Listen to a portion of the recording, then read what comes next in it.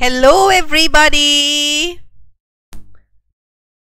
Hello Sidhu जी, hello everybody. Ma'am एकदम बढ़िया हैं, आप कैसे हो? मैं कैसी दिख रही हूँ तुम्हें? क्या एकदम बढ़िया दिख रही हूँ या नहीं दिख रही? एकदम बढ़िया दिख रही हूँ। ऑसम। चलो जी, सो गाइस, ओहो सो गाइस, हम लोगों ने क्या शुरू किया हुआ है? हमारा प्यारा कॉर्पोरेट लॉ, हमारा प्यारा कंपनीज एक्ट, हमारे प्यारे 148 सेक्शंस हैं जो हमने शुरू कर रखे हैं, जिसमें से मैम कहने को तो अभी हमें सिर्फ सेक्शन 19 पता है। क्या तुम में से किसी को पता है कि सेक्शन 19 में क्या है? सेक्शन 19 में क्या है? क्या किसी को पता है? Company can not hold shares in its holding company. तो हमने याद रखना, मैं तुम्हारे जहन में ये बात बिठा देना चाहती हूँ कि कंपनीज एक्ट में 29 चैप्टर्स हैं, हमने 10 करने हैं। कंपनीज एक्ट में 470 सेक्शन है, हमें 148 करने हैं। और कंपनीज एक्ट में, hello guys, are you listening to me? और कंपनीज एक्ट में 7 शेड्यूल हैं। कंपनीज एक्ट में 7 शेड्यूल हैं जो हमें टाइम टू टाइम हेल्प लेनी है जिनकी।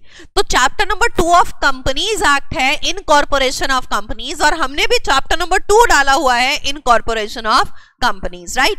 सो उसमें से पहली हमने उस इनकॉर्पोरेशन को 3 से 22 सेक्शन को 4 पार्ट्स में डिवाइड कर दिया है। और पहली यूनिट हमने कर ली है जो कि है इंट्रोडक्शन टू कंपनीज, जिसमें हमने कंपनी के फीचर्स किए थे, सारे आओ सीएमसी में लॉ पढ़ने, एडवांटेजेस डिसएडवांटेजेस की थी, इलीगल एसोसिएशन की थी, उसकी रेमेडी की थी, उसका इफेक्ट किया था, उसकी एक्सेप्शन की थी, लिफ्टिंग ऑफ कॉर्पोरेट व्हील की थी कि कब कब लिफ्टिंग होती है, कब कब पियर्स कर देते हैं, disregarding the corporate personality and looking behind the real persons in control, protection of revenue, determining enemy character. Suraj मुझसे पूछ रहा था, कहाँ हो सूरज?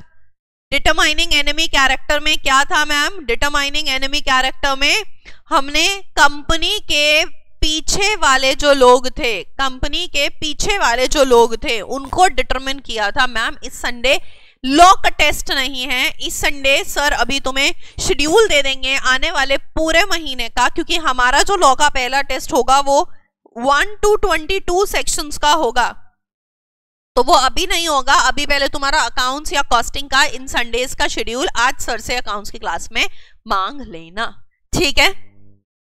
फिर उसके बाद हमने कुछ इंपॉर्टेंट टॉपिक्स किए थे, जिसमें कंपनी सिटीजन होती है या नहीं, मेंबर बन सकती है या नहीं, पार्टनर बन सकती है या नहीं, रेजिडेंशियल स्टेटस क्या होता है, ये कुछ पॉइंट्स हमने किए थे, ठीक है? सो अब उसके बाद हमने सेपरेट लीगल एंटिटी में सैलमन किया था, ली किया था, बच्चा एफ गुजदार किया था, सेपरेट प्रॉपर्टी में मकौरा किया था हमने। ये हमारा यूनिट 1। क्या तुम देखते चल रहे हो कि 50 से ऊपर अगर इलीगल हो गया तो फिर लीगल नहीं होगा, चाहे तुम 50 से कम कर लो। सिचुएशंस में हमने ऐसा बहुत सारी चीजें कर ली थी। फिर हमने तुम्हें काइंड्स ऑफ कंपनीज लिखवाया था, जिसमें हमने क्या किया था, जिसमें हमने on the basis of size कर रहे थे, छोटू कंपनी, प्राइवेट कंपनी, मोटू कंपनी, बड़ी कंपनी, जिसमें मैंने तुम्हें बताया था कि प्राइवेट कंपनी के आर्टिकल्स में रिस्ट्रिक्शंस होती हैं। सेक्शन 2 सबसेक्शन 68 है प्राइवेट, 71 है पब्लिक। सारी की सारी डेफिनेशन कंपनीज एक्ट में जो दी गई हैं वो दी गई हैं सेक्शन नंबर 2 में, ठीक है? और हमारा जो अभी मैंने तुम्हें बताया कि चैप्टर 2 है 3 से 22 तक का। चैप्टर 1 जो है वो है प्रिलिमिनरी, वो है सेक्शन 1 और 2 का। तो प्रिलिमिनरी जो चैप्टर है उसमें एक तो सेक्शन 1 है कि ये एक्ट कब आया था, क्या हुआ था, वो भी हम थोड़ा पढ़ने के बाद करेंगे। और सेक्शन 2 में सारी डेफिनेशंस दी गई हैं, जो सारी डेफिनेशंस हम एक साथ नहीं पढ़ रहे हैं, जैसे जैसे आती जाएंगी वैसे वैसे साथ में होती जाएगी। जैसे अब 71 में आया पब्लिक कंपनी, 68 में आया हमारे पास प्राइवेट कंपनी, ठीक है? 62 में आया हमारे पास ओपीसी, और 85 में आया हमारे पास स्मॉल कंपनी। स्मॉल कंपनी कौन सी कंपनी होती थी? जो 2 कंडीशंस को सैटिस्फाई करती थी। It was a kind of private company जो 2 चीजों को सैटिस्फाई करती थी। कौन सी 2 चीजों को सैटिस्फाई करती थी? बताओ मुझे फटाफट। पेड अप कैपिटल, हाँ जी बेटा, हमें 148 के 148 सेक्शंस अब लर्न करने हैं, फाउंडेशन नहीं है, अब हमें लर्न करने हैं। पेड अप कैपिटल 2 करोड़ तक तक तका तक तक तका तक तक तका तक तक प्लस टर्नओवर 20 करोड़ तक तका तक तक तका तक तक, दोनों कंडीशन सेटिस्फाई होनी चाहिए एक प्राइवेट कंपनी की, तब वो स्मॉल कंपनी होती है। पब्लिक कंपनी, कौन कौन सी कंपनी स्मॉल कंपनी नहीं होती? Guys come on, I want an answer from all of you. Public company, holding subsidiary company, section 8 company और governed by other special acts, ये स्मॉल नहीं होती, ठीक है। उसके बाद हमने किया था प्राइवेट कंपनी के आर्टिकल्स में 3 रिस्ट्रिक्शन है। 3 रिस्ट्रिक्शन कौन बताएगा? Maximum number of members 200, public से पैसा मंगा ही नहीं सकते, और शेयर ट्रांसफर क्या होता है? शेयर ट्रांसफर रिस्ट्रिक्टेड होता है, ठीक है। अब आज हमें क्या करना है? आज हमें करना है ओपीसी। ओपीसी करने के बाद हम करेंगे on the basis of control. OPC करने के बाद हम करेंगे on the basis of control. तो मुझे ये बताओ, तुम लोगों ने लिख कहां तक लिया था?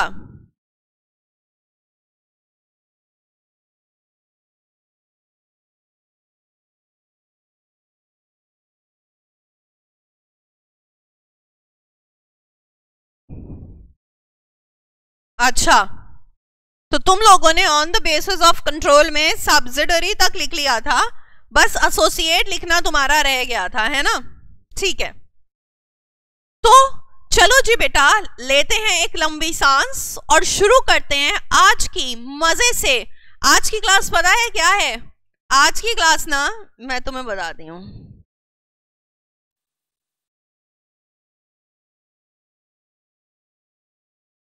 आज की क्लास सारी की सारी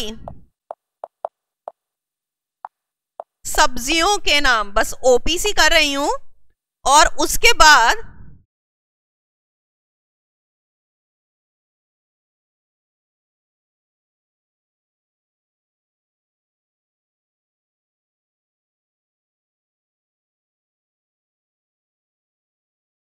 आज की क्लास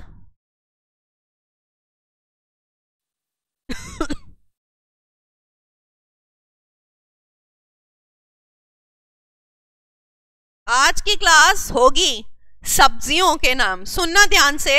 सबसे पहले हम चलते हैं किस पे? अपनी ओपीसी पे। सबसे पहले हम चलते हैं अपनी किस पे? ओपीसी पे। अब मुझे ये बताओ कि हमने कल ये पढ़ लिया था, अरे बाबा ये यहां पे सब्जियां बन गई।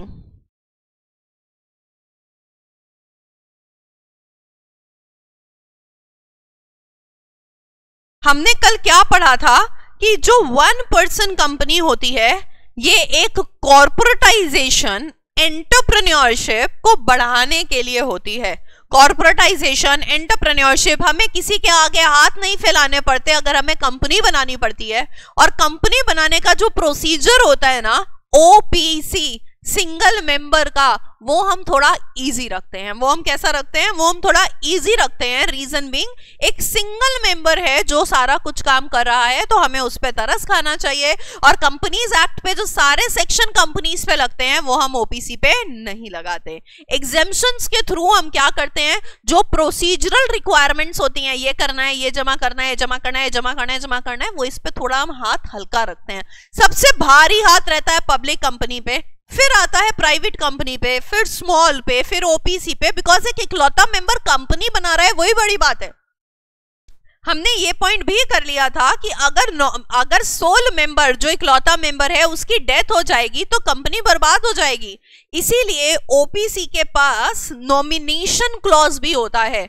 ओपीसी के एमओए में, बताओ मुझे, ओपीसी के एमओए में 6 क्लॉज होते हैं या ओपीसी के एमओए में 7 क्लॉज होते हैं? 7 क्लॉज होते हैं।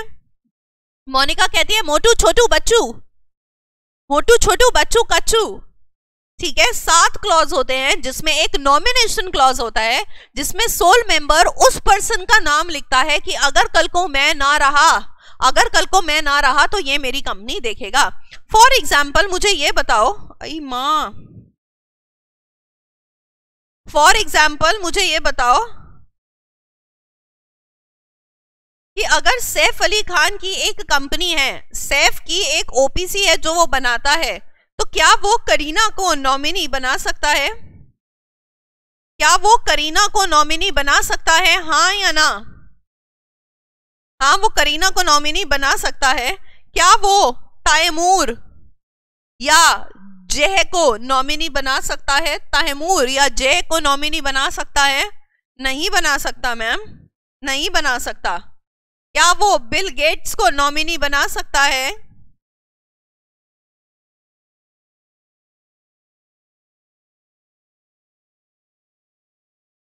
यस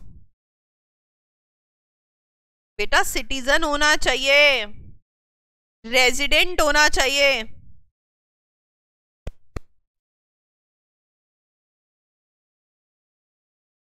नहीं बना सकता। एक मिनट रुको।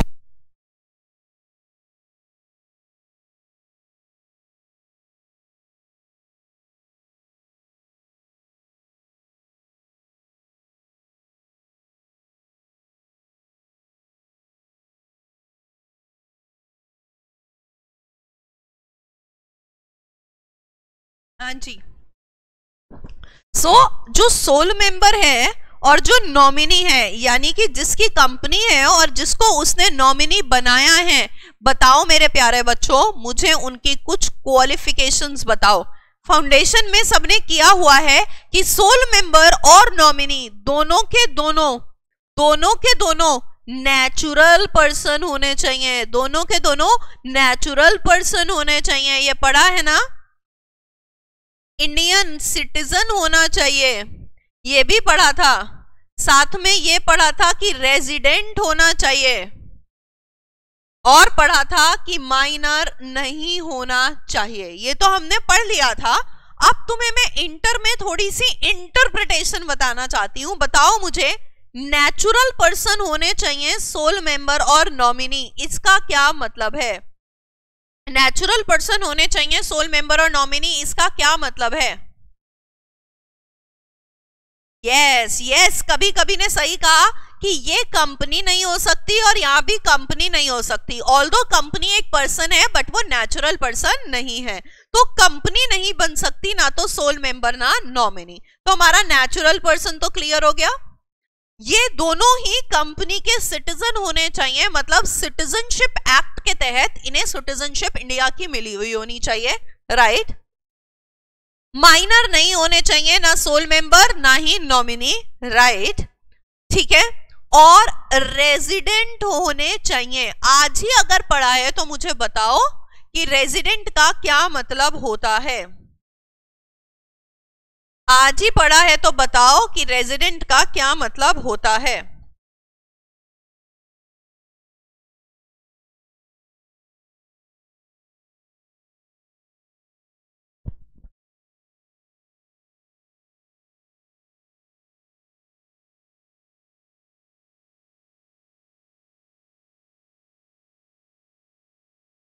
ठीक है,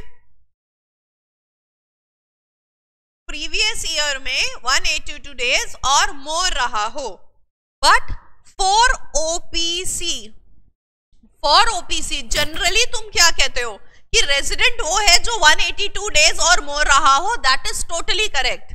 यहां पर भी रेजिडेंट वही था अब तक, लेकिन कंपनीज एक्ट चाहता है कि एनआरआईज भी, नॉन रेजिडेंट इंडियंस भी पैसा लगाएं और सोल मेंबर या नॉमिनी बने। तो for the purpose of OPC अगर कोई 120 डेज भी इंडिया में रहा है पिछले साल में, तो उसको अलाउ किया गया कि आप सोल मेंबर या नॉमिनी बन सकते हो। अगर कोई 120 डेज भी रहा है तो उसको अलाउ किया गया। यस, आई विल ट्राई कि नवंबर 21 तक के पेपर्स की जो भी अमेंडमेंट्स हैं वो हम साथ साथ कर लें। तुम्हारे लिए जो जस्ट पिछले 6 महीने की अमेंडमेंट्स होती हैं उसकी मैं अलग अमेंडमेंट क्लास लूंगी, ठीक है। So don't worry about that.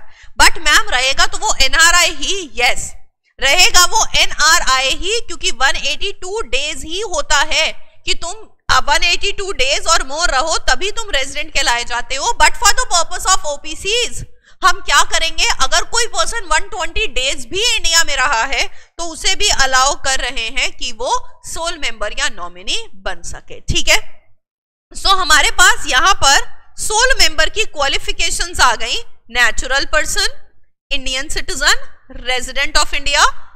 Resident of India के लिए क्या 120 डेज तक भी रहा होगा तो भी हम उसे अलाउ कर देंगे, और माइनर नहीं होना चाहिए। ठीक है, अगला कंसेप्ट हमारा आता है यूनिक ओपीसी का। अगला कंसेप्ट हमारा किसका आता है बेटा? Unique OPC. क्या कहता है यूनिक ओपीसी? क्या किसी को पता है या मैं बताऊं? चलो मैं ही बताती हूं, मेरी बात ध्यान से सुनना। आप एक ओपीसी बना रहे हो तो आप जो हो ना, आप यूनिक होने चाहिए हो। मतलब एक पिंकी सिर्फ एक ही ओपीसी में सोल मेंबर हो सकती है। आपने एक कंपनी बना ली, आप उसे इकलौता चला रहे हो, तो आप किसी और कंपनी के मिस्टर पिंकी, आप किसी और कंपनी के सोल मेंबर बन सकते हो या नहीं बन सकते? आप किसी और कंपनी के सोल मेंबर नहीं बन सकते हो। यूनिक ओपीसी क्या कहती है? यूनिक ओपीसी कहती है कि आप सिर्फ एक कंपनी के क्या बन सकते हो? आप सिर्फ एक कंपनी के सोल मेंबर बन सकते हो, बाकी दूसरी किसी भी कंपनी के आप सोल मेंबर नहीं बन सकते। ठीक है, क्लियर है ये बात? This is the concept of unique OPC. अब मैं अगली बात पर चलती हूं कि ठीक है मैम, हमें यूनिक ओपीसी तो समझ आ गया कि एक पर्सन एक ही क्या। आकांक्षा यस, चुलबुल क्वेश्चन बड़े चुलबुले पूछती है। और किसी कंपनी में मेंबर बन जाओ, कोई दिक्कत नहीं है, लेकिन और किसी कंपनी के किसी और ओपीसी के सोल मेंबर नहीं बन सकते। ठीक है, आप सिर्फ एक कंपनी के ही, एक ओपीसी के ही सोल मेंबर बन सकते हो। लेकिन क्या ये पिंकी इस कंपनी की नॉमिनी बन सकती है? लेट्स से हम लेते हैं कि यहां पर ये है मेन सोल मेंबर और ये है नॉमिनी। यस, तो पिंकी क्या कर सकती है? एक कंपनी की सोल मेंबर बन सकती है और एक कंपनी की नॉमिनी बन सकती है।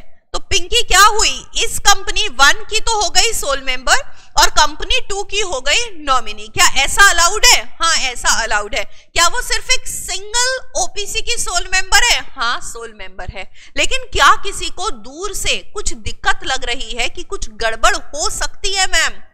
वो 2 ओबीसी की सोल मेंबर बन सकती है मैम। किसी को कुछ दिक्कत दिख रही है? हाँ मैम, हमें दिक्कत दिख रही है। कौन सी दिक्कत दिख रही है तुम्हें? ओ माय गॉड, कभी कभी तुम कितनी मारपीट में भरोसा रखती हो। ये क्या कह रही है? कभी कभी कहती है कि मैम अगर ये लुढ़क गया, मैम अगर जो ये ब्लू है ना, ब्लू, अगर ब्लू लुढ़क गया तो क्या होगा? अगर ब्लू लुढ़क गया तो ये यहां पर चेंज होकर बन जाएगी सोल मेंबर और यहां पर ये एक नया नॉमिनी अपॉइंट करेगी। तो अब गड़बड़ क्या आन पड़ी? ये यहां से गई, ये यहां से गई और यहां पे बन गई सोल मेंबर। अब क्या हो गया? अब ये 2 कंपनीज की सोल मेंबर हो गई ना, जो कि लॉ अलाउ ही नहीं करता। Then pink will be sole member in both. तो पिंक कह रही है मैं हूं ना पिंक, अब पिंक कह रही है मैं क्या करूं, मैं क्या करूं, मैं क्या करूं। लॉ ने तो कहा था सिर्फ सिंगल ओपीसी की सोल मेंबर बनना है। बताओ वो क्या करे? बताओ मैं क्या करूं? एक ओपीसी चूज करनी है मुझे। कितने दिन का टाइम दिया जाता है? 182 डेज का मुझे टाइम दिया जाता है कि आप विद इन 182 डेज डिसाइड करो कि आपको कंपनी 1 में सोल मेंबर रहना है या कंपनी 2 में सोल मेंबर रहना है, और उस अकॉर्डिंग आप वहां पर एडजस्टमेंट करो। Okay, so this concept continues कि एक सोल मेंबर सिर्फ एक ही कंपनी का सोल मेंबर रहता है। बाई चांस किसी दूसरी कंपनी का नॉमिनी होने के कारण अगर वो वहां का सोल मेंबर बन जाता है तो उसको 182 डेज में डिसाइड करना होता है। अगर दूसरे सोल मेंबर मर गया तो 2 ओपीसी की सोल मेंबर हो जाएगी। यस, ठीक है। This is the concept of unique OPC. 1 person can be sole member only in 1 company. If he becomes member in another company, इस दूसरी कंपनी में देखो यहां पर पिंक और ग्रीन है, यहां पर पिंक नॉमिनी है।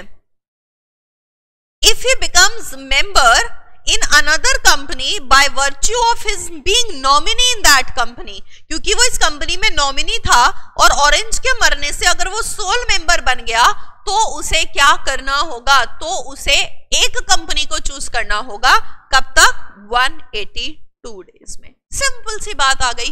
क्या सबको क्वालिफिकेशन और यूनिक ओपीसी क्लियर होती है?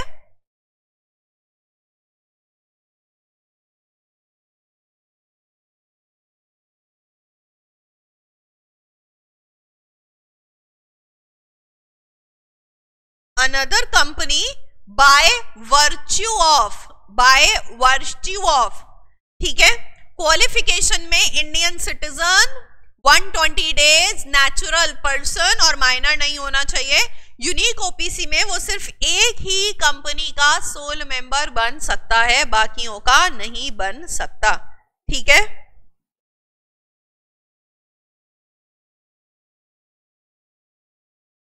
Okay ma'am, clear. Last point आता है कि ओपीसी पे लगाई गई है कुछ रिस्ट्रिक्शन। आप बच्चों से भी, तुच्चू से भी मुच्चू कंपनीज हो तो प्लीज आप समाज सेवा वाली कंपनी नहीं बन सकते। और बच्चों कंपनी ओपीसी बनने के बाद आप नॉट फॉर प्रॉफिट कंपनी में कन्वर्ट भी नहीं हो सकते। आप अपने बेनिफिट के लिए काम करें कृपया करके। आप ना ही तो इनकॉर्पोरेट होंगे और ना ही आप कन्वर्ट होंगे। कौन सी कंपनी में? सेक्शन 8 कंपनी में। ना ही तो आप इनकॉर्पोरेट होंगे, ना ही तो आप कन्वर्ट होंगे। किस कंपनी में? सेक्शन 8 कंपनी में। आपके लिए अलाउड नहीं है। और कृपया करके आप फाइनेंस देने का काम ना करें। आप इतने बड़े नहीं हुए हैं, आप नॉन बैंकिंग फाइनेंशियल एक्टिविटीज ना कैरी आउट करें। बैंक तो आप है नहीं, तो नॉन बैंकिंग वाली फाइनेंशियल एक्टिविटीज कृपया करके आप कैरी आउट मत करें। बैंक्स का काम है, वो बैंक्स करेंगे, आप ये फाइनेंशियल एक्टिविटीज ना करें, ठीक है। फाइनेंस देने की, लोगों को पैसा उधारी देने की, पैसा डिपॉजिट करवाने की नॉन बैंकिंग फाइनेंशियल एक्टिविटीज आप कृपया करके ना करें। अभी तक एक तीसरी रिस्ट्रिक्शन भी हुआ करती थी कि आपको कंपलसरी कन्वर्ट करना पड़ेगा 50 लाख, 2 करोड़। वो एक्टिविटीज नहीं करनी है। यस, ठीक है। ये रिस्ट्रिक्शन अब कट गई है, अब इसको हमें नहीं करना है। सिर्फ हमें ये 2 रिस्ट्रिक्शंस हैं ओपीसी पे कि आप सेक्शन 8 कंपनीज में ना ही तो इनकॉर्पोरेट हो सकते, ना ही कन्वर्ट हो सकते, और आप non banking financial activities carry out नहीं कर सकते। तो क्या मैं मान सकती हूं कि तुम्हें ओपीसी क्लियर हो गया? क्या मैं कह सकती हूं कि तुम्हें ओपीसी क्लियर हो गया? अच्छा, एक चीज और है यहां पे, सुनो ना मेरी बात। हमने पढ़ा नॉमिनेशन क्लॉज होता है, हमने पढ़ा ना नॉमिनेशन क्लॉज होता है। नॉमिनेशन क्लॉज में लेट्स से मेरी कंपनी है और मैंने नॉमिनी बनाया स्पर्श को। अब मैं नॉमिनी चेंज करना चाहती हूं और मैं नॉमिनी बनाना चाहती हूं किसको? सृष्टि को, ठीक है। सो जब मैं नॉमिनी का नाम बदलूंगी स्पर्श टू सृष्टि, क्या नॉमिनेशन क्लॉज बदलेगा? नॉमिनेशन क्लॉज किसमें है? एमओए में है, तो एमओए बदलेगा। तो जब एमओए बदलता है ना हमारा, तो सेक्शन 13 लगता है, जिसका बहुत लंबा प्रोसेस होता है एमओए को बदलने का। मैं इतना झंझट नहीं चाहती। तो लॉ ने क्या कहा? लॉ ने क्या कहा? ध्यान से सुनना मेरी बात। लॉ ने कहा कि नॉमिनी क्लॉज बदलेगा, तो ऑब्वियस सी बात है एमओए में है तो एमओए बदलेगा, लेकिन आंखें बंद कर लेना, मान लेना ये बात कि एमओए नहीं बदला।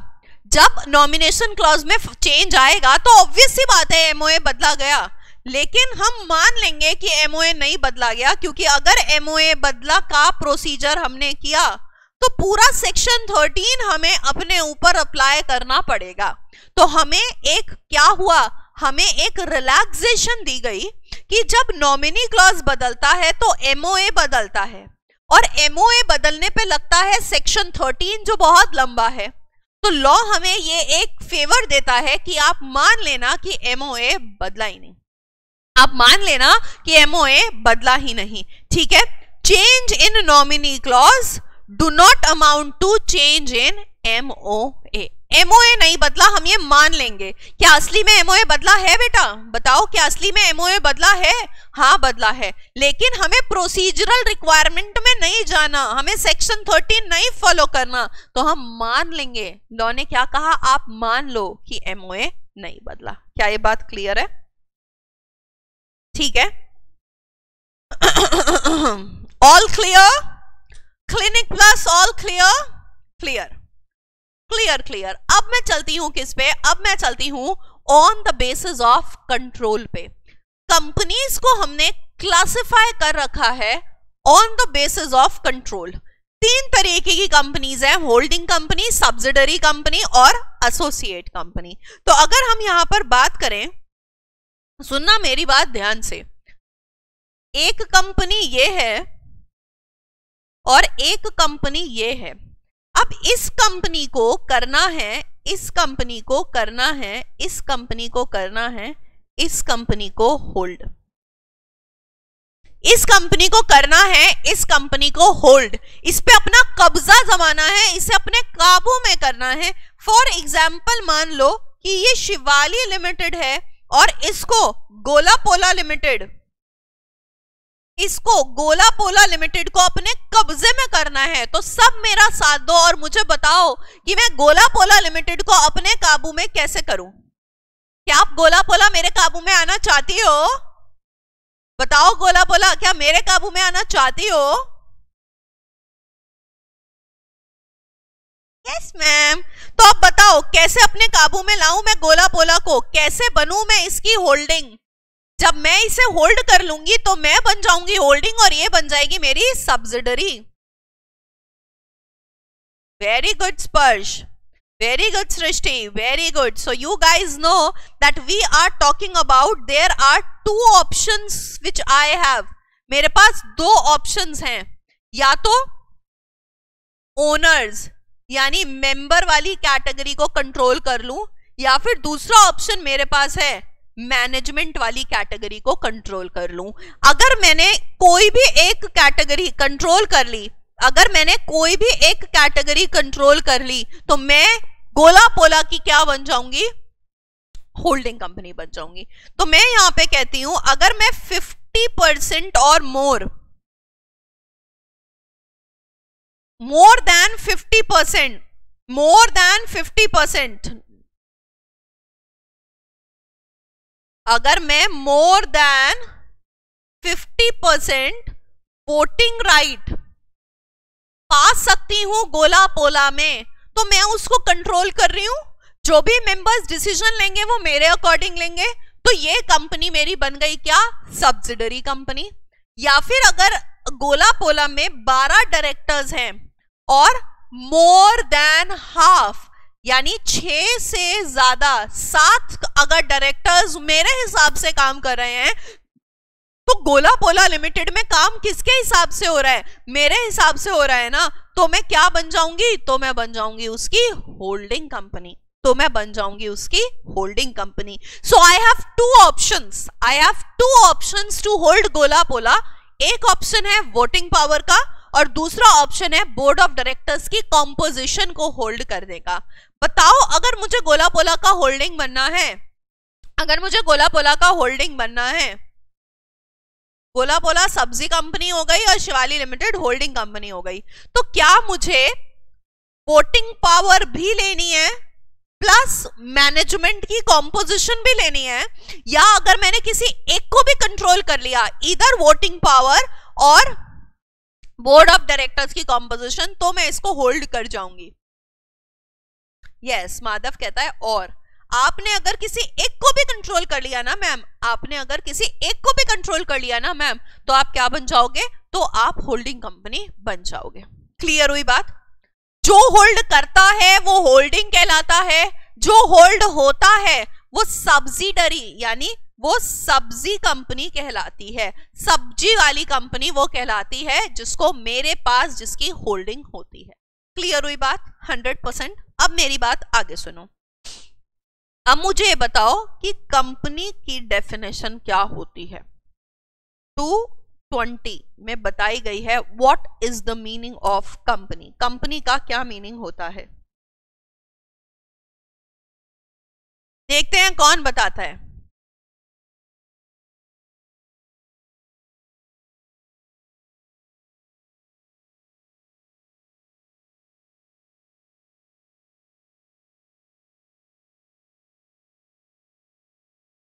मैं बताऊं कंपनी क्या होती है? कंपनी मींस अ कंपनी, क्योंकि हमें पता है कंपनीज एक्ट की डेफिनेशन इतनी धांसू होती है कि हमारा दिल खुश करके ले जाती हैं, वो हमें कुछ भी नहीं बताती हैं, वो ऐसी कंपनी की डेफिनेशन होती है।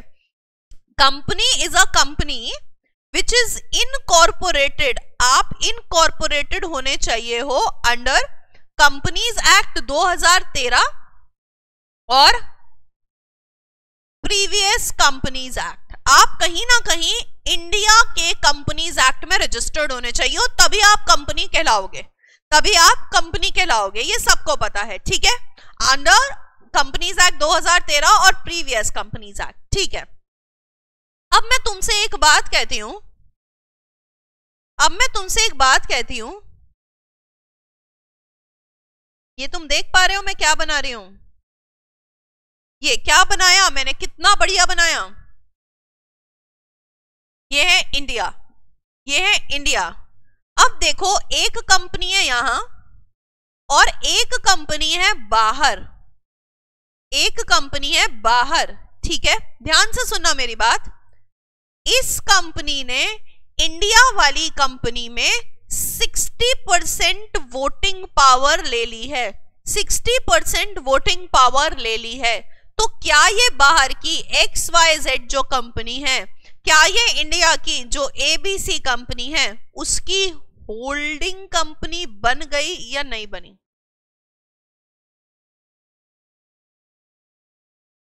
अभी तक हम यही जानते हैं, लेकिन होल्डिंग कंपनी की डेफिनेशन क्या कहती है कि holding company is a company, holding company is a company. But बताओ ये जो बाहर की कंपनी है, क्या ये कंपनी है एज पर कंपनीज एक्ट? क्या XYZ एक कंपनी है एज पर कंपनीज एक्ट? बोलो ना मेरे साथ।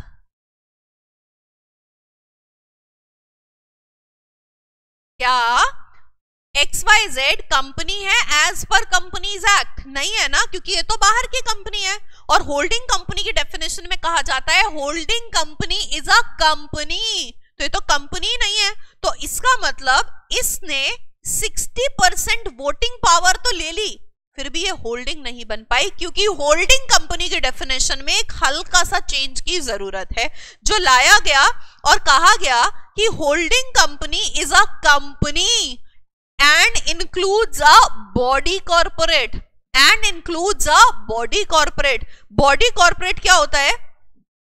body corporate एक wider term होता है, body corporate एक wider term होता है जिसमें कंपनी भी आती है, जिसमें फॉरेन कंपनी भी आती है, जिसमें LLP भी आती है, जिसमें बाकी सारे फॉर्म्स ऑफ बिजनेस आ जाते हैं। सिर्फ कोऑपरेटिव सोसाइटी नहीं आती, सिर्फ कोऑपरेटिव सोसाइटी नहीं आती, या जिनको सेंट्रल गवर्नमेंट कह दे कि ये बॉडी कॉर्पोरेट नहीं है वो नहीं आती, बाकी सबको हम बॉडी कॉर्पोरेट में मानते हैं। सो अब ये जो चीज है, ये जो बाहर है, ये जो बाहर है, क्या ये एक कंपनी है? ये एक कंपनी नहीं है, बट क्या ये एक बॉडी कॉर्पोरेट है? अगर मैं कहूं इसे कि ये फॉरेन कंपनी है तो क्या ये एक बॉडी कॉर्पोरेट है? यस मैम, ये एक बॉडी कॉर्पोरेट है। सो क्या बॉडी कॉर्पोरेट अगर होल्ड करेगी तो वो होल्डिंग बन जाएगी? इस चेंज को लाने के बाद, इस चेंज को लाने के बाद अगर बॉडी कॉर्पोरेट होल्ड करेगी तो क्या वो होल्डिंग बन जाएगी? हाँ, बॉडी कॉर्पोरेट अगर होल्ड करेगी तो वो होल्डिंग बन जाएगी। सो क्या तुम्हें ये चीज समझ में आई कि पहले लिखा होता था holding company is a company, तो अगर बाहर वाली कोई कंपनी होल्ड करती थी तो वो होल्डिंग नहीं कहलाती थी, लेकिन जब से लाया गया इंक्लूड्स बॉडी कॉर्पोरेट, मतलब फॉरेन कंपनी भी इंक्लूड हो गई कि अगर वो भी होल्ड करेगी तो भी वो होल्डिंग मानी जाएगी। क्या ये बात 100% क्लियर हो गई कि बॉडी कॉर्पोरेट को यहां पर इंक्लूड किया गया है बाद में, क्योंकि थोड़ा सा मिसमैच हो रही थी हमारी डेफिनेशन। क्लियर हो गई बात? 100% क्लियर? तो मैंने तुम्हें बताया 246 कहता है कि holding company is a company and it includes a body corporate जिसकी बाकी कंपनी सब्सिडरी होती हैं। बॉडी कॉर्पोरेट में हमने पढ़ा it includes foreign company, excludes cooperative society या एज सेंट्रल गवर्नमेंट में नोटिफाई। अब बस मुझे एक बात और बता दो जो मैं यहां पर तुम्हारे साथ कर रही हूं, क्या हर कंपनी एक बॉडी कॉर्पोरेट कहलाई ही जाएगी? क्योंकि उसकी कैटेगरी में है ना, तो क्या हर कंपनी एक बॉडी कॉर्पोरेट कहलाई ही जाएगी? यस मैम, हर कंपनी बॉडी कॉर्पोरेट कहलाई ही जाएगी। बट क्या हर बॉडी कॉर्पोरेट सिर्फ कंपनी होगी या बाकी भी हो सकती है? हर बॉडी कॉर्पोरेट सिर्फ कंपनी ही होगी या बाकी भी हो सकती है? हर बॉडी कॉर्पोरेट कंपनी नहीं होगी।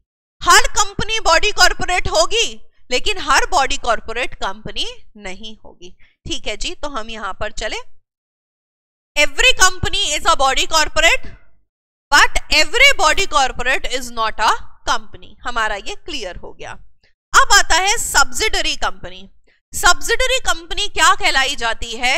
जिसमें होल्डिंग कंपनी ने, सब्सिडरी कंपनी कौन सी होती है? सब्जी कौन सी होती है? सब्जी कंपनी, जिसकी होल्डिंग कंपनी या तो बोर्ड ऑफ डायरेक्टर्स की कॉम्पोजिशन होल्ड कर ले या फिर more than half of the voting power को ले ले। या तो बोर्ड ऑफ डायरेक्टर्स की कॉम्पोजिशन ले ले या फिर more than half of the voting power ले ले। क्या ये चीज समझ में आती है? कैसे बनोगे तुम लोग होल्डिंग एंड सब्सिडरी? यस। अब इसमें जो ये दोनों बातें हैं ना, इन पे हमें विचार विमर्श करना है पूरा घंघोर। ठीक है, ये एक क्वेश्चन मार्क है, ये एक क्वेश्चन मार्क है जो तुम्हारे सामने आता है और तुमसे अलग अलग क्वेश्चन पूछता है। This is me having a question on my mind asking you certain things, so please help me out, please help me out. ठीक है, मेरे को हेल्प करोगे क्या? राइट। एक ए कंपनी है, एक बी कंपनी है और एक सी कंपनी है। ए कंपनी ने बी कंपनी की 70% वोटिंग राइट ले रखी है और बी कंपनी ने सी कंपनी में 55% वोटिंग राइट ले रखी है। ए ने बी में 70% वोटिंग राइट ले रखी है और बी ने सी में 55% वोटिंग राइट ले रखी है। अब मेरे सवालों का जवाब दो ना। क्या बी ए की सब्जी है? क्या बी ए की सब्जी है? यस। क्या सी बी की सब्जी है? क्या सी बी की सब्जी है? यस। क्वेश्चन आता है धुआं फेंकता हुआ, क्या सी ए की सब्जी है? भर गए आंसर से yes ma'am, yes ma'am, yes ma'am. क्या तुम पागल हो चले हो? ए ने तो कुछ होल्ड ही नहीं कर रखा, ए ने तो कुछ होल्ड ही नहीं कर रखा। तुम कह रहे हो सी सब्जी बन गई ए की।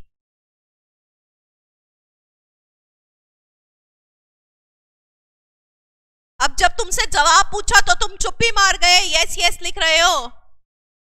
मैम बट बी ए की सब्जी है, बट बी का 70% होल्ड करता है। A is equal to B is equal to C, so A indirectly is equal to C. Monica, oh my darling, यहां पर क्या लगा दी तुमने? मैथ्स। मेरी सब्जी की सब्जी मेरी सब्जी होगी, मेरी सब्जी की सब्जी। ओए होए, सबको पता है क्या कहा हमने कि मेरी सब्सिडरी की सब्सिडरी में तो वही होगा ना जो मैं चाहूंगा। दादा क्या कहता है? दादाजी क्या कहते हैं? मेरा बेटा तो मेरा बेटा है और मेरे बेटे का बेटा भी तो मेरा बेटा है। दादाजी क्या कहते हैं? बोलो ना, दादाजी क्या कहते हैं? मुझे बताओ ना, दादाजी क्या कहते हैं कि मेरा बेटा तो मेरा बेटा है, उस पे तो मेरी चलती ही है, लेकिन मेरे बेटे का बेटा भी तो मेरा बेटा है, मैं उस पे भी चलाऊंगा अपनी। क्या दादा ये कहता है? कहता है हाँ मैम, दादा ये कहता है। दादा ये कहता है ना कि जो मेरा है वो मेरा है। सुनना मेरी बात ध्यान से, जो मेरा है वो मेरा है, और जो मेरे का मेरा है वो भी मेरा है। Oh my God. जो नहीं, जो तेरा है वो भी मेरा है, नहीं नहीं, जो मेरा है वो मेरा है, और जो मेरे का मेरा है वो भी मेरा है। ये क्या बात हुई चली? मेरी सब्जी मेरी सब्जी मेरी है, मेरी सब्जी की सब्जी भी मेरी सब्जी है।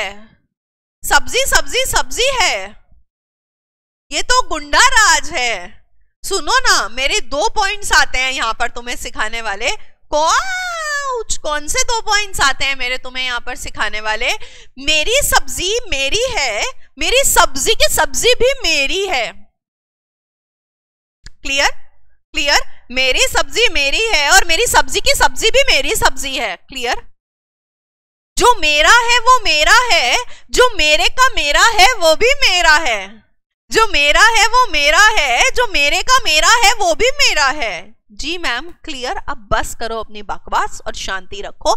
इंग्लिश में समझाओ कि मेरी सब्सिडरी की सब्सिडरी मेरी सब्सिडरी होगी। सिंपल सी बात है। क्या ये बात तुम्हारे जहन में पूरी चली गई? क्या सब्जी खाओगे आज?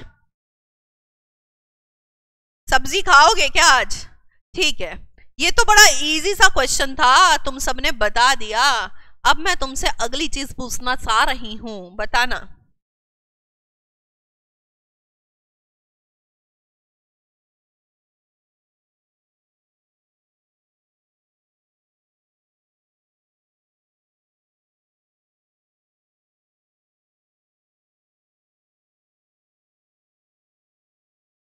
मैम ये क्या घपता धप धप कर दी? मेरे सवालों का जवाब दो ना।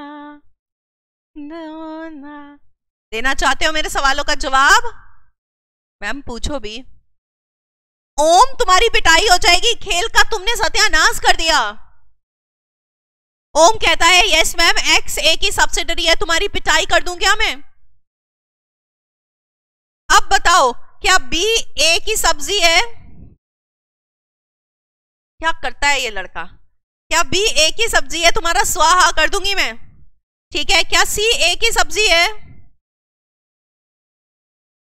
अब क्वेश्चन का जवाब दो बेटा। क्या एक्स बी की सब्जी है?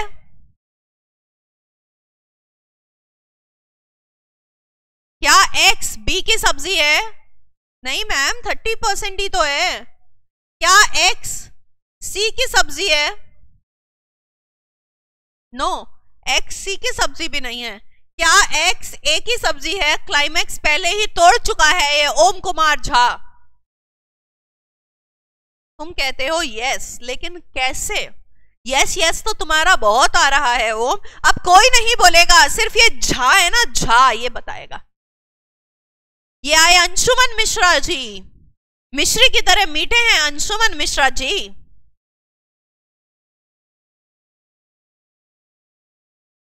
क्या वो तो सिर्फ 10% होल्ड कर रहा है। ए तो सिर्फ 10% होल्ड कर रहा है बेटा, ए तो सिर्फ 10% होल्ड कर रहा है। तुम कैसी बातें कर रहे हो? बोलो ना मेरे साथ। मैम वो डायरेक्टली तो 10% होल्ड कर रहा है ना, लेकिन उसकी सब्जियों में भी तो वैसा होता है जैसा वो चाहता है। तो जब उसकी सब्जी 30% कंट्रोल कर रही है और दूसरी सब्जी 30% कंट्रोल कर रही है, तो ए 10% तो डायरेक्टली कंट्रोल कर रहा है और 60% इनडायरेक्टली कंट्रोल कर रहा है। तो ए खुद कंट्रोल करे या अपनी सब्जियों के साथ मिलकर कंट्रोल करे, क्या वो एक्स पे कंट्रोल पा लेगा? क्या वो एक्स पे कंट्रोल पा लेगा? 10% तो अपना डायरेक्टली चलाएगा और 30% अपना इनडायरेक्टली चलाएगा।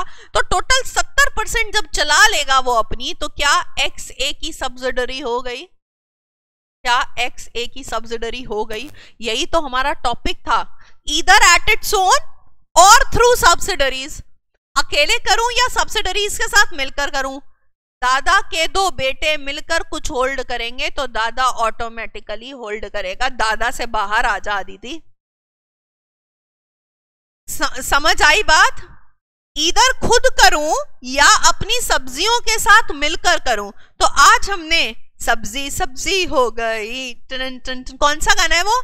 सैया ने देखा, दादा ने देखा ऐसे कि सब्जी सब्जी हो गई, टन टन टन, कि सब्जी सब्जी हो गई। ठीक है, तो हमने सब्जी सब्जी कर दी। आज हमने पानी पानी नहीं करी, आज हमने क्या कर दिया? सब्जी सब्जी कर दी। क्या सबको समझ आ गया? मैं तेज तेज बोलना चाहती हूँ। मेरी सब्जी है और मेरी सब्जी की सब्जी भी मेरी सब्जी है। मैं अकेले सब्जी बनाऊं या अपनी सब्जियों के साथ मिलकर सब्जी बनाऊं, तू मेरी सब्जी बन के रहेगी। क्लियर? हाँ मैम क्लियर, बस करो अब। ठीक है, अब लास्ट आता है यहां पर, अब लास्ट आता है यहां पर एसोसिएट कंपनी। अब आता है यहां पर एसोसिएट कंपनी। अगर मैं कहना चाहती हूं कि तू मेरी एसोसिएट है, आज तो सब्जी बनकर ही रहेगी। आज मिक्स वेज बनवाना मम्मा से, मम्मा सब मिला दो। आज मैम ने हमारे दिमाग में सब बना दिया, आप सब मिला दो मम्मा। आज आलू गोभी बैंगन कॉर्न पनीर सारी बेल पेपर सब मिला के आज भाजी बना दो। ठीक है, तो अब आती है एसोसिएट कंपनी। अगर मैं एसोसिएट कहना चाहती हूं ओम कुमार झा की कंपनी को, जिसने मेरा क्लाइमैक्स में आज आग लगा दी, जिसने आज मेरी क्लाइमैक्स में आज आग लगा दी, तो मैं इसकी कंपनी के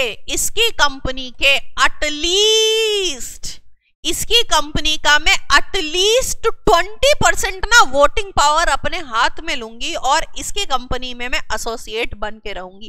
कितने परसेंट वोटिंग पावर? बोलना मेरे साथ घर में बैठे बैठे, एटलीस्ट। बोलो मेरे साथ, बोलो मेरे साथ, कितना परसेंट वोटिंग पावर मैं झा की कंपनी की लेने वाली हूं? कितने परसेंट वोटिंग पावर? एटलीस्ट। बोलो मेरे साथ, कैसे बोल रही है मैम? एटलीस्ट सिग्निफिकेंट कंट्रोल आ जाएगा ना मेरे पास। At least 20% of the voting power मैं ले लूंगी, तो मैं इस झा की कंपनी की क्या बन जाऊंगी? एसोसिएट बन जाऊंगी। तो ये था मेरा एसोसिएट कंपनी। क्या तुम्हें ये क्लियर होता है? थोड़ा बहुत क्लियर होता है, नन्ना मुन्ना क्लियर होता है? होल्डिंग सब्सिडरी और एटलीस्ट, होल्डिंग सब्सिडरी और एटलीस्ट, क्या क्लियर हो गया? Right. So now what you have to write and then what are we going to do? आज मैं तुम्हें बस on the basis of liability और कराऊंगी। उससे पहले तुमने कल एसोसिएट कंपनी तक नहीं लिखा था ना, तो एसोसिएट कंपनी लिखो, लिस्टेड कंपनी लिस्टिंग के बेसिस पे लिखो और लायबिलिटी के बेसिस पे लिखो। सिर्फ इतना सा लिखेंगे और उसके बाद on the basis of liability करेंगे। लिखो जी, लिखो, एसोसिएट से लिखो, फिर on the basis of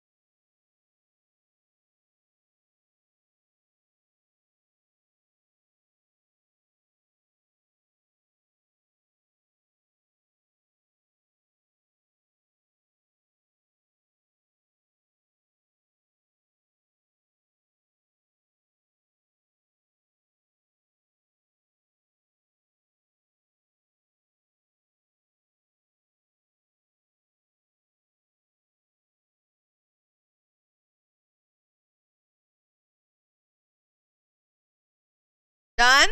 at least, सुन रहे हो बात? एटलीस्ट इतनी सी तो मेरी बात सुनो।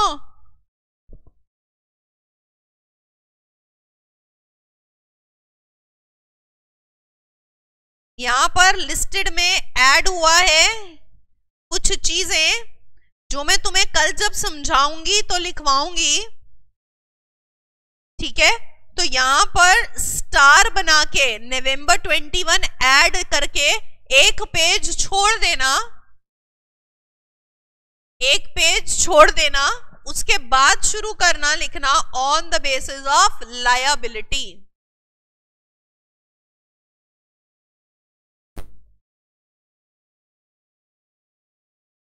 और ये देखकर चलना कि अपन लोगों की क्लास जो ओनडीपी है ना वो 1 hour 30 minutes की ओनडीपी है, तुम 1 घंटा 15 मिनट लेने देते हो मुझको।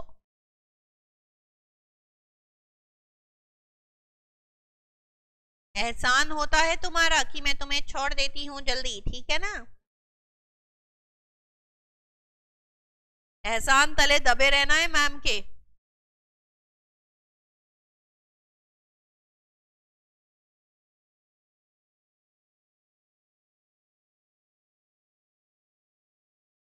तू 1 मिनट क्यों कहती है, मैं 10 मिनट दूंगी तेरे को, है मेरी बच्ची।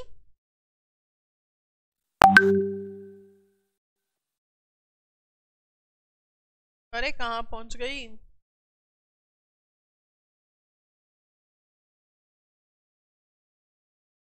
इसीलिए तो आप हमारी प्यारी मैम हो। हाँ हाँ, मस्का मत लगाओ, मस्का मत लगाओ, अपना काम बनवाते हो तुम मुझे मस्का लगा लगा के।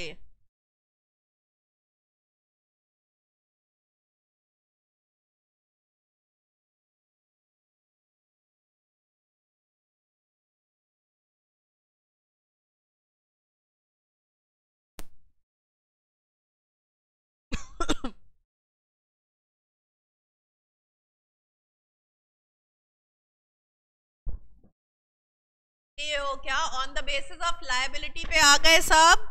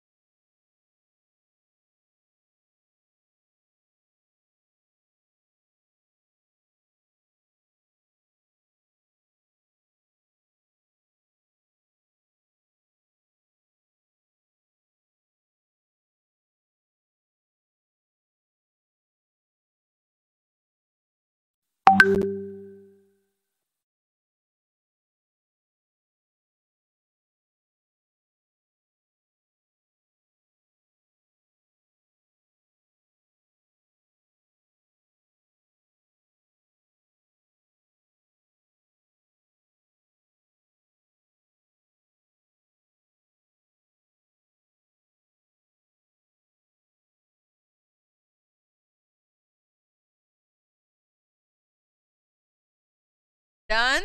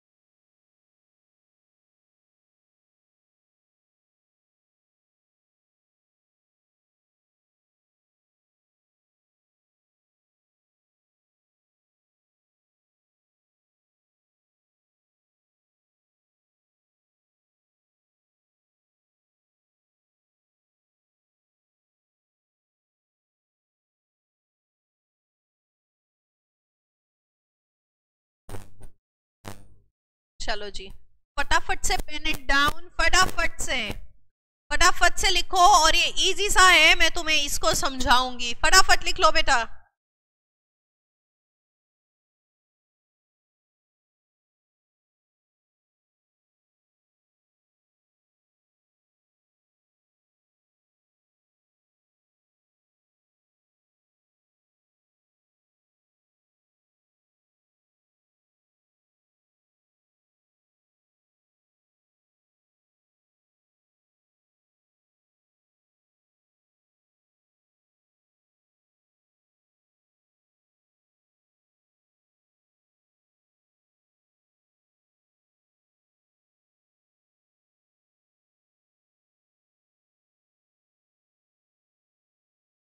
ये वाला भी डन हो गया सबका। Limited by shares and guarantee.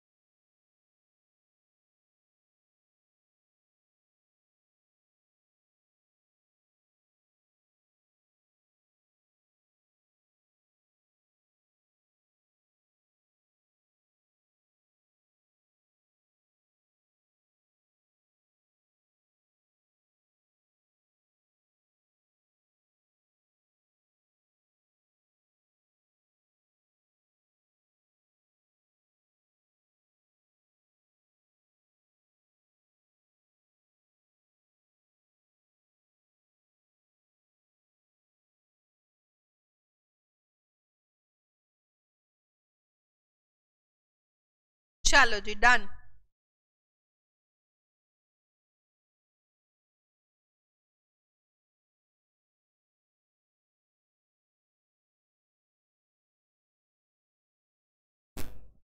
छोटा सा ये टॉपिक है, बिल्कुल छोटा सा। मेरी बात बिल्कुल ध्यान से समझना।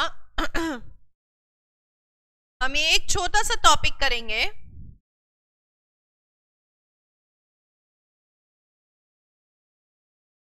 कि कंपनी का एक बहुत इंपॉर्टेंट फीचर होता है, गिव मी 10 to 15 मिनट्स, हमारा on the basis of liability complete हो जाएगा। कंपनी का एक बहुत ही छोटा सा और इंपॉर्टेंट सा मोटू सा फीचर होता है, लिमिटेड लायबिलिटी। इसका क्या मतलब होता है मेरे बच्चों, कि क्या कंपनी की लायबिलिटी लिमिटेड होती है या मेंबर्स की लायबिलिटी लिमिटेड होती है? बताओ, क्या कंपनी की या मेंबर्स की? मेंबर्स जो उस कंपनी को बना रहे हैं वो अपना पैसा देने पे लिमिट लगा देते हैं कि हम इससे ज्यादा नहीं देंगे। अगर कंपनी 100 करोड़ की डील कर रही है और पैसा नहीं लौटा पा रही, तो वो लायबिलिटी किसकी होती है? कंपनी की अनलिमिटेड लायबिलिटी होती है। आउटसाइडर उस पे केस करके उससे निकलवा सकता है। अब हम एग्जांपल लेते हैं कि फॉर एग्जांपल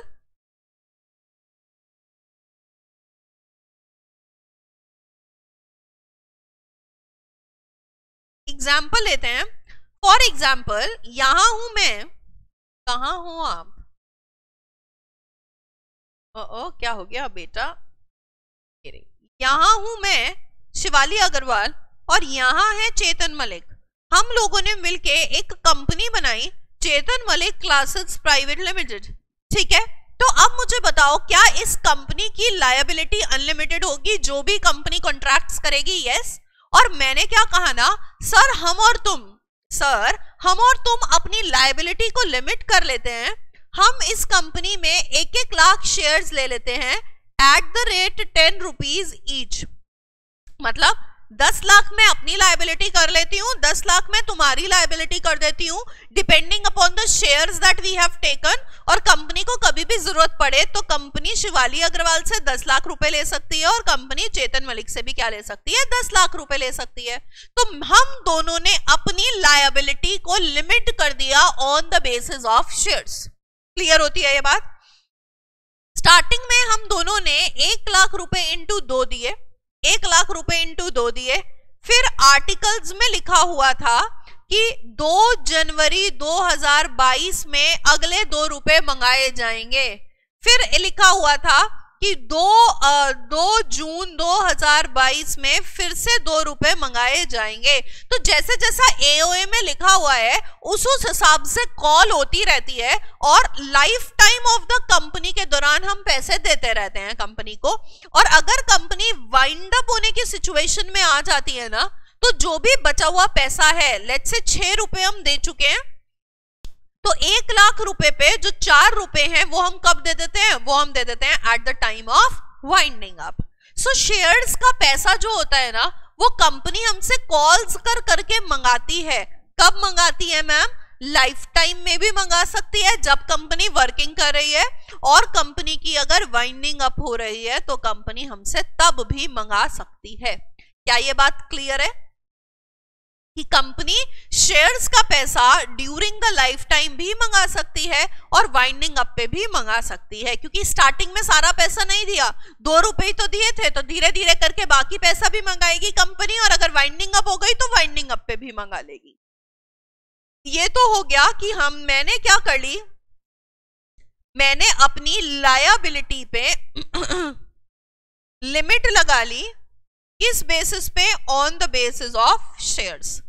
शेयर्स के बेसिस पे मैंने लिमिट लगा ली कि मैं इतना शेयर्स का पैसा तुम्हें दे सकती हूं। अब नेक्स्ट क्या आता है? नेक्स्ट आता है गारंटी। सर और मैंने क्या कहा कि देखो ना, कंपनी बनाने के लिए, चलाने के लिए अभी तो हमारे पास इतना पर्याप्त धन नहीं है, अभी तो हम लोन ले लेते हैं और कंपनी की वर्किंग शुरू कर देते हैं। लेकिन मैं और मेरी मिसेज ये गारंटी लेते हैं कि जब कंपनी की वाइंडिंग अप होगी और कंपनी को पैसों की जरूरत पड़ेगी, तो मैं और मेरी मिसेज 20-20 लाख रुपए दोनों इस कंपनी को कंट्रीब्यूट करेंगे। मैं और मेरी मिसेज 20-20 लाख रुपए दोनों इस कंपनी को कंट्रीब्यूट करेंगे। अभी कुछ नहीं मांगोगे तुम हमसे, life time of the company में तुम हमसे कुछ नहीं मांगोगे, सिर्फ जब कंपनी की वाइंडिंग अप हो रही होगी ना, उस टाइम पर तुम हमसे ये 20-20 लाख रुपए ले सकते हो अपनी लायबिलिटीज को पे ऑफ करने के लिए। अब वाइंडिंग अप पे कंपनी को जरूरत थी 80 लाख रुपए की, तो क्या वो 80 लाख रुपए मैं और सर दें? क्या वो 80 लाख रुपए मैं और सर दें? नहीं। हम कितना देंगे? हम तो सिर्फ 20 लाख ईच 40 लाख देंगे, बाकी कंपनी तुम जानो, तुम्हारा काम जाने। हमारी लायबिलिटी तो लिमिटेड है, तो यहां हमने लायबिलिटी को लिमिट कर दिया ऑन द बेसिस ऑफ, यहां हमने लायबिलिटी को लिमिट कर दिया on the basis of guarantee. अब एक महान चीज आई जहां मैंने शेयर्स भी ले लिए और गारंटी भी दे दी। मैम मतलब हमने दोनों ने 1-1 लाख शेयर्स ले लिए और हमने गारंटी भी ले ली 20-20 लाख रुपए की, तो 20 लाख रुपए की गारंटी हो गई और 10 लाख रुपए के हमारे शेयर्स हो गए। अब मुझे ये बताओ, क्या लायबिलिटी 2 फोल्ड हो गई? क्या दोनों लायबिलिटी आके खड़ी हो गई, शेयर्स की भी और गारंटी की भी? कौन इंटेलिजेंट बच्चा है मेरी क्लास में जो मुझे ये बताएगा कि शेयर्स के 10 लाख रुपए कब कब मंगाए जा सकते हैं और गारंटी के 20 लाख रुपए कब कब मंगाए जा सकते हैं? शेयर्स के 10 लाख रुपए कब कब मंगाए जा सकते हैं? शेयर्स के 10 लाख रुपए लाइफ टाइम में भी मंगाए जा सकते हैं, प्लस वाइंडिंग अप पे भी मंगाए जा सकते हैं। लेकिन गारंटी के पैसे सिर्फ और सिर्फ वाइंडिंग अप के टाइम पर ही मंगाए जा सकते हैं। क्या ये बात मेरे क्यूट बच्चों को समझ आ गई? मेरे म्यूट बच्चों को समझ आ गई? Guarantee only winding up, yes, ठीक है, क्लियर हुई बात। अब मैम फिर अनलिमिटेड कंपनीज कौन सी होती हैं? अनलिमिटेड कंपनीज कौन सी होती हैं? ध्यान से देखना, ये है आउटसाइडर, ये है कंपनी और ये है हम लोग। जो ये अनलिमिटेड कंपनीज होती हैं ना, इनमें मेंबर्स की लायबिलिटी भी अनलिमिटेड होती है। मेंबर्स कहते हैं चल कोई नहीं, हमारी कंपनी है, हमारी इज्जत है, हम अपनी लायबिलिटी को अनलिमिटेड रख देते हैं, कोई गल नहीं हो गई, कोई फर्क नहीं पैदा, चल। लेकिन जब थर्ड पार्टी को केस करना होता है ना, तो वो पहले कंपनी से पूरा निचोड़ती है माल, पूरा माल पहले कंपनी से निचोड़ती है, और उसके बाद नहीं निकलता तो वो मेंबर्स पे केस फाइल करती है। डायरेक्टली आउटसाइडर मेंबर पे केस फाइल नहीं कर सकता। उसको अपना रूट कैसे बनाना पड़ेगा केस फाइल करने का? उसको अपना रूट कैसे बनाना पड़ेगा केस फाइल करने का? पहले कंपनी पे केस फाइल करेगा और उसके बाद मेंबर्स पे केस फाइल करेगा। और अगर चाहें तो हम इस कंपनी को लिमिटेड लायबिलिटी वाली कंपनी में भी क्या कर सकते हैं? ट्रांसफॉर्म या कन्वर्ट कर सकते हैं। ये हमारा कंसेप्ट किसका आया? आओ अब मेरे संग पढ़ो जरा। ये मेरा कंसेप्ट आया तुम्हारा on the basis of liability का, on the basis of liability का। लिमिटेड लायबिलिटी, लिमिटेड लायबिलिटी में क्या होता है? Means liability of members will be limited up to a particular amount. Limited by shares में क्या लिखा है? Liability limited up to the amount of shares unpaid. Liability can be enforced during life time और winding up. समझ में आ रहा है जो मैं तुम्हारे साथ साथ बोल रही हूं? लायबिलिटी कब आती है? जब कॉल मंगाई जाती है या फिर जब वाइंडिंग अप होती है। लिमिटेड बाय गारंटी लायबिलिटी होती है जो हम एमओए में लेते हैं, जो हमें वाइंडिंग अप के टाइम पे कंट्रीब्यूट करनी होती है। शेयर्स एंड गारंटी में टू फोल्ड लायबिलिटी हो जाती है, unpaid amount of shares plus amount to be contributed at the time of winding up. Unlimited liability में क्या होती है? कंपनी पे कोई लिमिट नहीं होती, कंपनी के मेंबर्स पे कोई भी लिमिट नहीं होती। कंपनी के मेंबर्स कंपनी के सारे डेट्स के लिए लायबल होते हैं। एमओए में बताया जाता है कि कितने मेंबर्स हैं जो कंपनी ज्वाइन कर रहे हैं, शेयर कैपिटल है या सिर्फ गारंटी वाली कंपनी है। क्रेडिटर्स डायरेक्टली मेंबर्स को स्यू नहीं करते, पहले कंपनी को स्यू करते हैं और उसके बाद मेंबर्स को स्यू करते हैं। And it can be converted into limited liability company, convert करी जा सकती है। तो मेरे प्यारे बच्चों, क्या तुम्हें ये चीज समझ में आ गई? क्या तुम्हें ये चीज समझ में आ गई? On the basis of liability, on the basis of liability क्या समझ में आ गया अच्छे से? तो हमने कर क्या लिया है? हमने किया है आज on the basis of size तो हम कर ही चुके थे, मोटू छोटू बच्चू कुच्चू। कैसे किया था हमने? मोटू छोटू बच्चू कुच्चू, ओपीसी हमारी कुच्चू थी, ठीक है। फिर हमने किया on the basis of control, मैं सब्जी सब्जी हो गई, वो अच्छे से पढ़ना है। और हमने किया on the basis of liability. कल हम करेंगे on the basis of listing, जो कि बहुत ही छोटा है, 2 मिनट का है। और तुम्हें एक छोटा सा होमवर्क दे रही हूं, कोई मेरा क्लास का स्क्रीनशॉटर बनेगा। कौन बनेगा जो स्क्रीनशॉट्स ले सकता है? कौन है जो स्क्रीनशॉट्स ले सकता है, जो राइटिंग का पार्ट है उसका?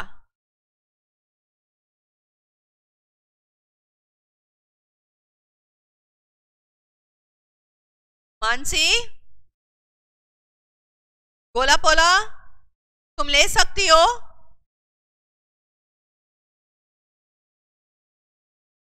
ओम, तुम ले सकते हो?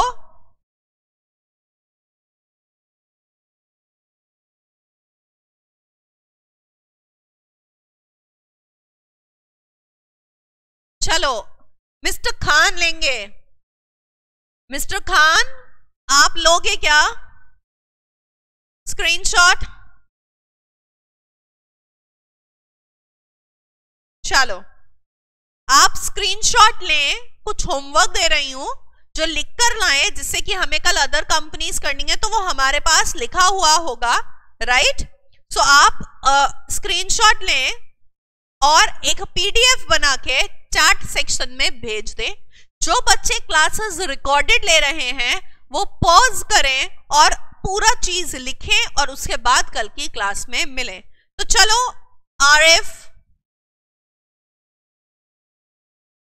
आरिफ नहीं बेटा, लैपटॉप से ले रहे हो तो you can take. Arif done done लिखना है तुम्हें, मैं आगे लेकर चलूंगी।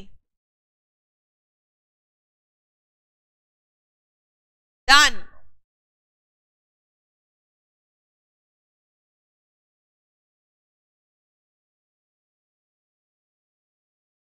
डन।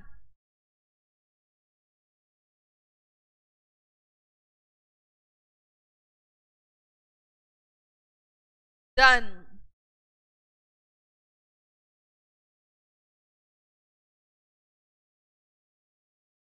डन।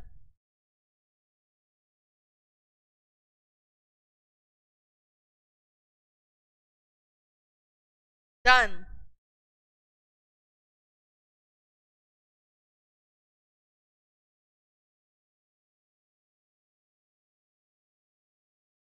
डन।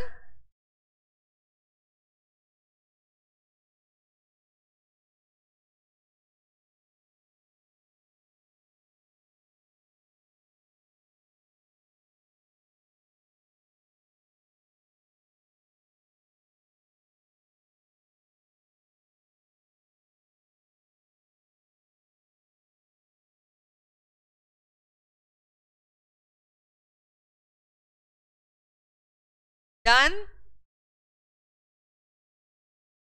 ठीक है। So just make a PDF और अपने ऐप के चैट वाले सेक्शन में भेज दो। वहां से पीडीएफ से लिख लो, अदरवाइज शाम में रिकॉर्डिंग में आ जाएगी तो वहां से लिख लेना। रिकॉर्डेड वाले बच्चे पॉज कर करके लिख लें, so that tomorrow what we can do, हम लोग क्या कर सकते हैं कल, थोड़ा सा 2-3 पेज का होमवर्क दे दिया, हम लोग कल समझने पे फोकस लगाएंगे। लिस्टेड कंपनी अनलिस्टेड कंपनी को अच्छे से समझेंगे और अदर कंपनीज को अच्छे से समझेंगे एंड ट्राई करेंगे that we finish off with this chapter by tomorrow. और उसके अगले दिन इसके क्वेश्चंस करेंगे बड़े मजे से, प्यार से इस चैप्टर को रिवाइज करते हुए, हलवा पूड़ी बनाते हुए इस चैप्टर को हम रिवाइज करेंगे। तो क्या तुम्हें आज सब्जी हो गई और मैम और सर ने कैसे लिमिट लगाई लायबिलिटी पे वो समझ आया कि नहीं आया? आया मैम, आया तुम्हें आया? ठीक है। तो क्या मैं कर सकती हूं टाटा बाबाया? क्या मैं कर सकती हूं टाटा बाबाया? ओके, मिलते हैं अगली क्लास में। Till then take care, bye bye.